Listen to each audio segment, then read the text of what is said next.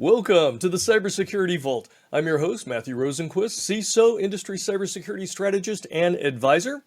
Today, we're going to talk about the challenges and best practices for securing third parties and supply chain partners. And I'm going to be talking with Cassie Crossley. And Cassie is the VP of Supply Chain Security at Schneider Electric and the author of a book, Software Supply Chain Security. Welcome, Cassie. Thank you for coming. Thank you for having me, Matthew. I'm very excited to be here. Okay, so let's dive into this, right? We talk about third parties, we talk about supply chain risks. It's truly an ugly topic because, a lot of CISOs look at it as this isn't my world, right? These aren't my server systems, people, policies. This is the third party vendor that I'm using or trusting or whatnot. And there's a ton of potential risks there. So what are those kind of risks that those third party bring that, if it isn't managed properly, can go south? What kind of risks are we talking about here? Sure. Well, there are so many to even start with. But first, let me say, no matter what you do and manage, something is going to happen. So first off, it's just you're going full to of good happen. news. I know. Well, and I get asked, what can we do? Cyber resilience and just resilience in general is so important these days. If you don't have a backup plan and business continuity plan for these vendors of what's happening out there today, it will happen. It's happened to everybody. I don't know a single CISO that hasn't been impacted by a supply chain attack with one of their suppliers. And these are large corporations where large application security, cybersecurity, and so on, everything's all in place, but you just can't predict because they all have suppliers and there's other suppliers. And there's so much, CISOs know better than anybody else. There's so many ways for threats for attack that, just a simple phishing email can compromise a supplier. So sorry to be the bearer of bad news on that, but it's going to happen. So be prepared. And we're all chained together. That's why I call it a supply chain. So you're only as strong as the weakest link. Right. So yeah, okay. So what kind of bad things can happen? Yeah, well, but I do want to say that doesn't excuse us for ignoring and not doing proper due diligence. So what can happen? We see suppliers every day. We are buying software. I like to point out, like on your iPhone, or if you've got one of those, 50 pre-installed applications. So just think of that. The operating system and 49 other applications had thousands and millions of developers and thousands and hundreds of thousands of people putting together that one device, right? So can something happen? Yeah, when you talk about the amount of work that goes into any of these, whether it be a software application, a SaaS product, anything, it's all going to happen. But that doesn't mean that you shouldn't be asking your suppliers and really pushing them to improve their security every day, their application security and their cybersecurity. So one quick tip is if you are asking them about their cybersecurity program and you're not asking them about their application security and product security program, you're missing a whole area. We have lots of people who are doing ISO 27K certifications and SOC 2 certifications, and they never ask, are you developing it securely? Are you designing it securely? How is it all being put together? And you need to push that, because if we don't start pushing suppliers to do that, what's the incentive? There's not a regulation. Even there's attestation forms and things like that if you're going to sell to the government, but from a supplier to supplier, how are they going to improve, right? Every day, somebody's writing code, whether it be an AI system now or something else, and it's all being brought together. And if you're not asking them if they're doing it right, then even if they don't have a great answer, the next time, and they should work on that improvement. So that's my biggest suggestion in regards to supply chain security. If we don't keep pushing those suppliers and vendors to really up their game, it's just going to get worse and worse. We have to align the incentives so that there is an emphasis on it. You bring up such a good point because, you can ask, okay, how's your infrastructure? But what about the actual code, the program that I'm installing on my systems? Right? You need to have confidence that it was crafted and programmed and vetted and that it's being maintained.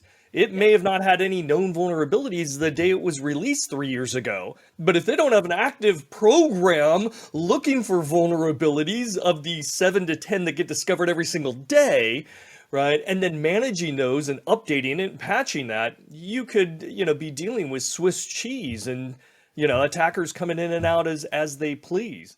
So I think it's a really important issue. Don't just look at the infrastructure of that third party. Look at their products and whether they're managing those products securely and with forethought or not. Yes. Right.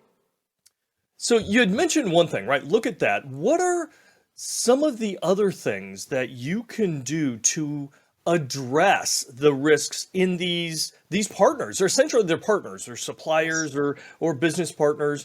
And, they may not want necessarily to open the kimono and show all of their practices.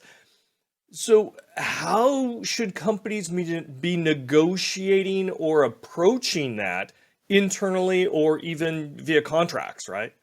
Sure. And you brought up the best point is that I have a whole chapter dedicated towards supplier and supplier management in my book. And one of the points that I really address is you may not be able to get assessments done. We all get questionnaires. If we're a supplier, you get a lot of questionnaires. And those that I do get, when they ask about the products, several years ago, even if I had answered a question and it had a partial or a no, we don't do this, no one ever came back to me. So if you're going to ask a question, be reading the answers and following up. I mean, what good is it if you don't do it that way? But then also bringing that into the contracts. So I work both on with our suppliers, but also our customers.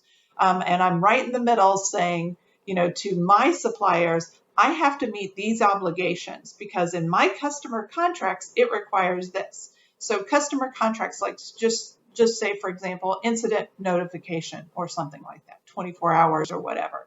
So if I have a supplier that refuses to do something in 24 hours, I can't meet those obligations. So when I'm going through supplier contracts all the time, those are actual conversations. And so what I suggest and recommend is for your critical suppliers, do something we call it here called a CISO Connect, but a C-level Connect, where for those critical suppliers, know the cyber leaders at that company. If something happens, I want to know who to call, where they're located, have had that relationship established. And that's really important.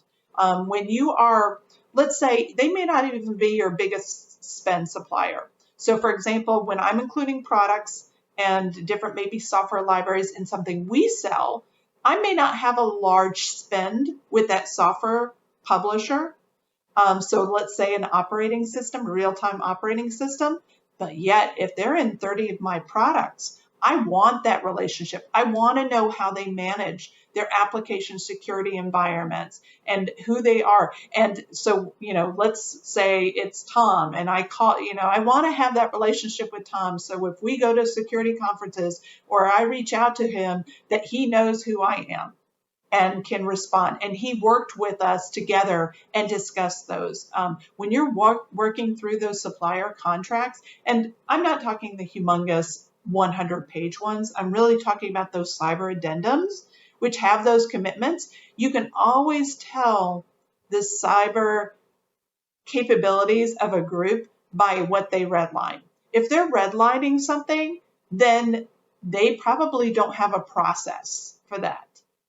And that indicates a maturity that you need to have that discussion. And it's when I'm working with those suppliers, a lot of it is tell me what your program is. And I can't do that if I'm having legal talk to legal. Right? They're not understanding, what's this disclosure policy? So that's my significant recommendation is really establishing that with your critical suppliers. And what that does also is if there's a breach, you see them in the news, something happens, they know who to call. And vice versa. Our customers have access to our regional CISOs, our global CISO, to me. If something happens, we saw a customer that had a breach. We called them, say, is there anything we can do to help? And we go there. It wasn't our product, but we wanted to be able to help and provide assistance because if some of the systems could come back operationally, it would help them. So there's a lot that you can do in reverse to really build those relationships.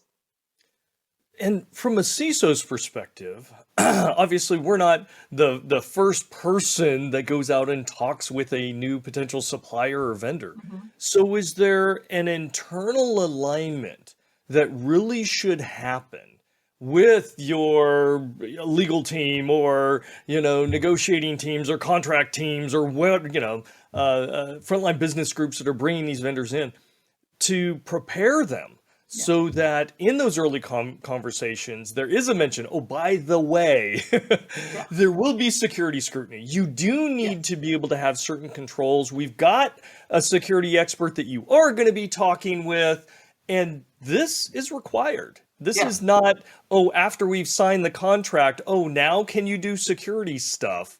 No. Setting that up early. It is. And I think many companies, especially medium to large, will have a document that explains our supplier assessment process, not in detail, not how we score people, but this is what we believe in. These are the expectations. And in there is our cybersecurity controls and our processes. So it is explained to suppliers up front. We have this vetting process. I think everybody's used to now. There's a cybersecurity vetting process that goes on. Nobody likes it, but everybody expects it. Yeah. They do. And so internally, making sure that your legal procurement, that there is not a sign off. Now, without making sure that there's a cybersecurity approval. And it's to help alleviate business risk. This is not a cybersecurity risk. They treat it like it is, but it's a business risk. What happens to that supplier? It doesn't matter if it's something physical or something else. It could be a quality. You never know what it is. But sometimes it's a cyber risk. And that's why you need to have a seat at the table and to be familiar enough with that whole process. So having those injection points. So in our process, we have some initial questions, just to say, what is your security posture? And ask some of the general questions. Do you have IT security? This kinds of that. Because if they can't even answer that at the minimum, then you can't go much deeper, right? There's a big concern. And then that adjusts the weighting internally of that supplier. I mean, that will make a big decision point. Because if it hits that certain, here's a red alert, they can't go past that without a lot more in-depth discussion on that. And so, it's a very important part of the process. And I think most people see that now, but they also treat it like, okay, this is cyber, I can't talk about it. Every meeting that we have with customers or suppliers, I make sure the business people, procurement people, legal are on there. I want them to hear. They may not understand anything that I'm talking about, but just that discussion and that relationship, they'll get more comfortable. So I have a lot of people that come back to me and they're like, okay, we're really only stuck on these couple points now because they know where, is, let's say, this is acceptable, but this isn't. And that makes a big difference. So is there a difference between the IT and OT worlds when it comes to managing those third-party risks? And I know you had mentioned a runtime operating system, very, very common in the OT side of the house. But what are some of the challenges and I mean, is there internal things that you have to think about fundamentally differently? Yeah, any CISO that has, let's just say there's IoT, there could be industrial IoT, there could be other forms of IoT and OT. So let me break them apart. There are, when it comes to, let's just say, any kind of firewall devices or anything that are IoT and internet facing IoT kind of products, those from a standard patching, maintenance, cadence, all of those, you should follow those very closely, be very aware, have those prioritized, top of your list. Anything internet facing in your company, top of the list. And when you're talking, however, about industrial IoT or OT for operational technology, that could be, it's not only what some people think about SCADA systems or industrial control systems. So these are things that could be operating your manufacturing floors. They can be operating the elevators in your building and your environment. So there are usually operational technology. It means it's some form of physical action that's associated with it. And there are, of course, IoT sensors and different things working with OT environments. All of those, first off, unless absolutely required or they have the proper controls around them, are usually not internet facing. So the worst thing that you can do is put a non-internet facing device that doesn't have the appropriate security controls out there. And we see that whether it be with showdown scans or BitSight now has features that can identify operational technology and they find things out on the internet. And that is why from a critical infrastructure, that is very scary to know that there are products out there that don't have the defense mechanisms in place to be able to stop that, to stop attacks, to be able to handle DDoS and everything like that. So operational technology, when it's an environment like that, most of the time, the majority of the time, there are safety concerns. All right. So you generally are not going to have automatic updates. I mean, if you automatic update your IoT printer, that's fine. But what about automatic update for a elevator door, right? What happens if the safety implications, the sensors that detect somebody's going through the door, something happens? And by the way, Schneider Electric, we do not do elevators, escalators, or anything else like that, but I'm just using it as an example for the audience. So operational technology, I don't know of anybody in real strict environments for operational technology. They don't do automated patching. The systems don't have these automated patching features because the safety implications are very, very high concern. They can lead to death. Right? So you're saying you don't want to reboot the airplane mid-flight is really what you're saying. Exactly. And also people want to test those environments, right? You want to make sure that you've tested it, whatever changes. So for example, a lot of OT systems, whether it be manufacturing, so just picture a manufacturing site, and it may be running 24/7, they expect operational technology to last decades, all right? Mm-hmm. The lifespan for our firmware PKI is 30 years for certificates because that's what we expect these devices to last. So that means that back in the 1990s, when people had hard-coded passwords and default things, they're still out there and they're running every day, right?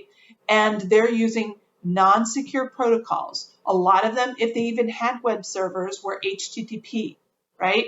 There's lots of products out there running every day with TLS 1.0, okay? And TLS 1.1. And a lot of products shipping today have to support those older technologies so that they can communicate. That backwards compatibility and interoperability is key for them to maintain. Otherwise, you're going to do a $2 million upgrade every time you need to do a patch and get a secure protocol in. It's not going to happen. So from an environment, what I truly, it's the same kind of work for IT, is you have to have that asset inventory. All right. And I think you find that when you do an OT asset inventory, some of those suppliers may not exist anymore. Does that mean you have to rip and replace? I don't believe so. I think you need to secure them with the proper defense mechanisms outside and look in as part of your modernization plan. But let's say you have, even a printer that you bought 7 years ago and it's still working fine, but yet it has some features that probably shouldn't be, Bluetooth or some of the different things. Turn it off, learn how to secure it, or put some appliance between it and other appliances so that you have those controlled tunnels. You can build secure tunnels. We all know how to do it from a technical side to make sure that those devices can communicate without having to do rip and replace. But having that OT asset inventory, you don't know otherwise. You have no idea what's out there. And so, when customers ask me for software bill of materials for products and, for those firmware, almost always they apologize. It's not the latest version. I understand that. OT is only patched at about 3%. And so these older versions, it probably could have the original firmware it was ever put on there. It decades old or whatever. And it can only be upgraded with USB, and it's not meant to be internet connected, even though it's got a serial cable. So that's what I recommend, is really to understand your patch management plan for it, but also to understand how you are really defending the overall infrastructure. Because, $100 or $200 appliance to replace something that would cost $250,000 to modernize. I love modernization, but let's be practical here. And that's not going to happen at wastewater treatment plants where they're, living on a shoestring budget. Yeah, everything you said just it resonates with me. So when I was at Intel, I was overseeing security in the factories, 26 different operating systems, going Yes. back to DOS 3.0. Yes. Right? And so there's no patches for these available. And these systems are running kilobytes of memory, not gigabytes of memory. Right. And you had vendors that no longer existed, right? We can't get into this system. You had other vendors that the moment you touch it, install, do anything, you invalidate the warranty. Yes. And you have other ones that simply cannot accept any type of patch or anything. And they were designed at the time, but that's again 20, 30 years ago. Yes. So, it's a nightmare scenario from somebody with an IT mindset, but and I came into it with an IT mindset, and it was like starting an entire new book on security, because you have to understand, what do these things do? How are they protected? Can I enclave them, right? Put something between them and where the bag, who's going to come in? What is that going to look like? What kind of, and it's an entirely different, it's tough enough in your environment, but now we're talking, okay, apply that same sensibility to your third-party vendor and their chain of vendors. This is where the complexity compounds. It's not just IT, it's OT. It's not just your environment, it's your supplier's environment. It's not just your supplier's environment, it's all their supplier's environment. That's right. Okay, so before all my hair turns gray, let's talk about what are some of those, give me your top 2 or 3 mitigation controls. And for OT, you had mentioned one, right? If you can't patch it or fix it or update it, put something between it and the threat, right? Put some type of barrier, a device, a firewall, something, right? Isolated communications. But give me a couple of your best known methods, whether it's for OT or IT, in how to kind of manage those risks for those third parties. Right.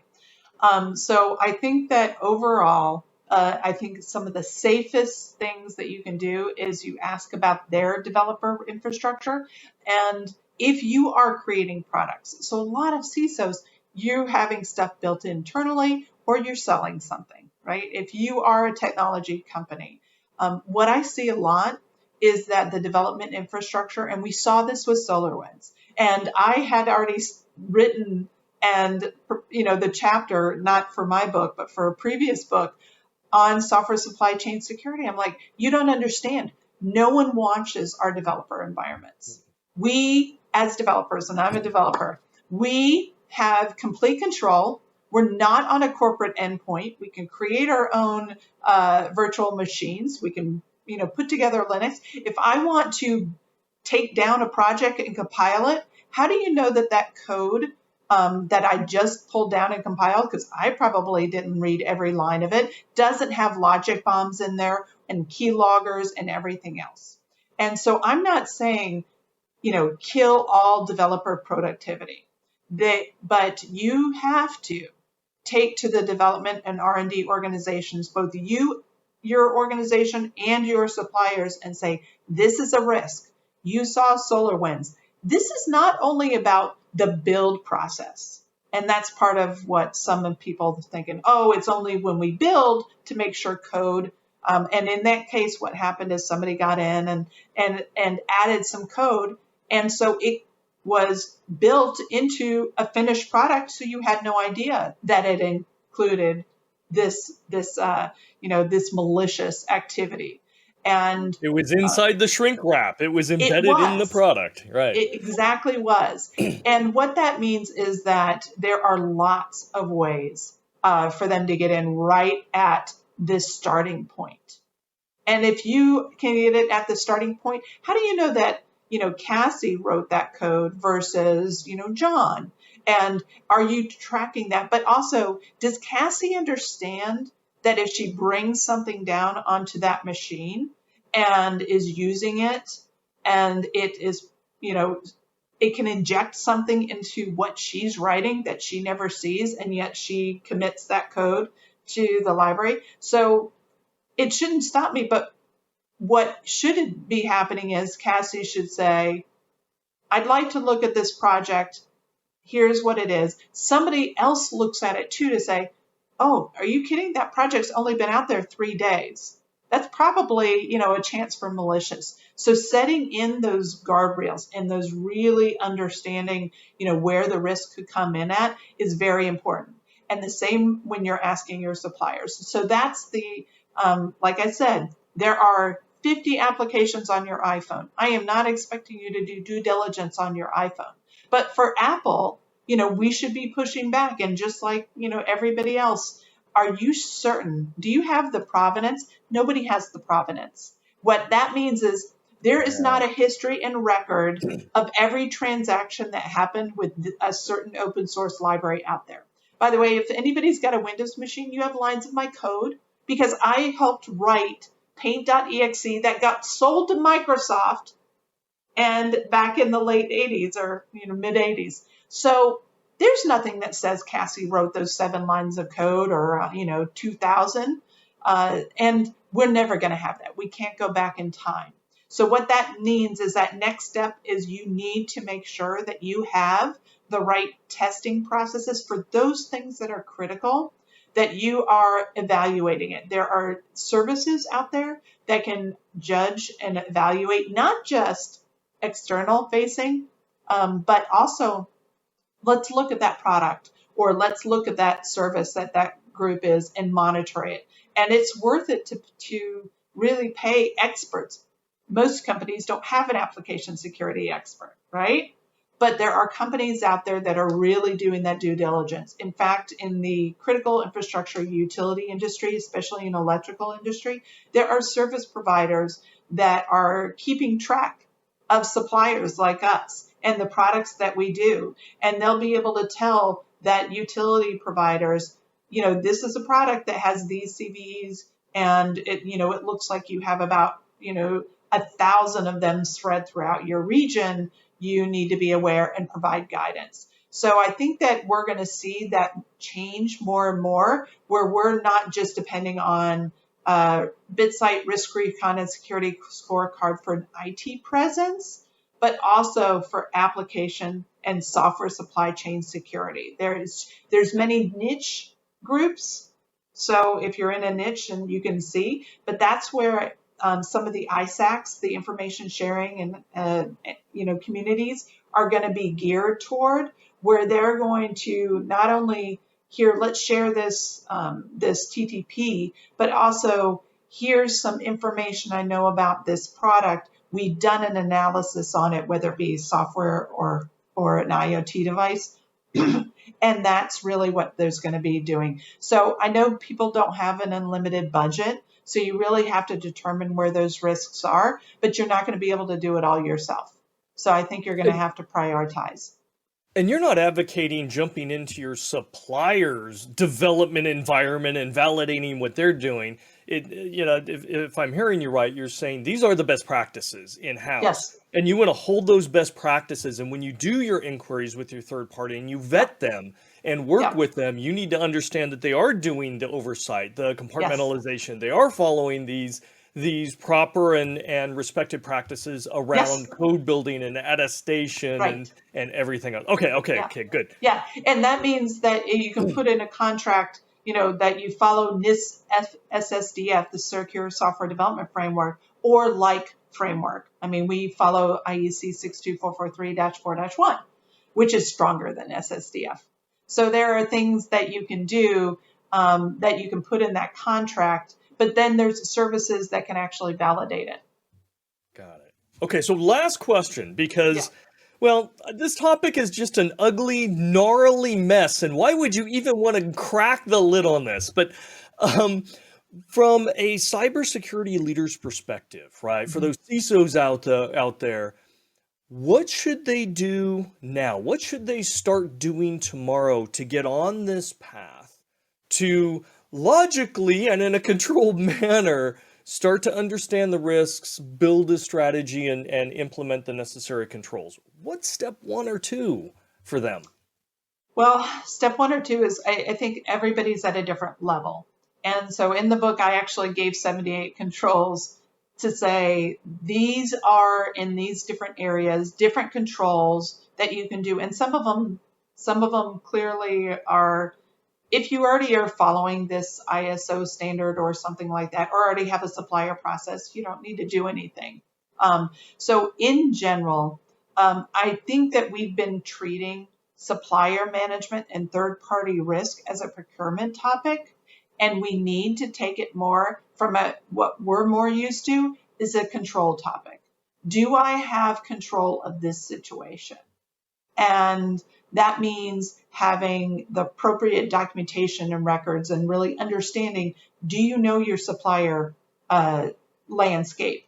And how would you rate them from a security standpoint? And are they a critical supplier in your eyes? Not your CFO's eyes, but in your eyes, are they a critical supplier? Because as I mentioned, it may not be about spend. And really being able to identify your supplier landscape, so from a resilience standpoint. Because a lot of people, if they've got a risk management plan and other business continuity plans, it's still not the same as the cybersecurity risk. And I haven't even mentioned too much about data breaches, right? And so whereas cyber, we realize, that's going to be a large impact. A lot of small companies, they don't have, data breach, data officers and things like that. So you have to be everything, right?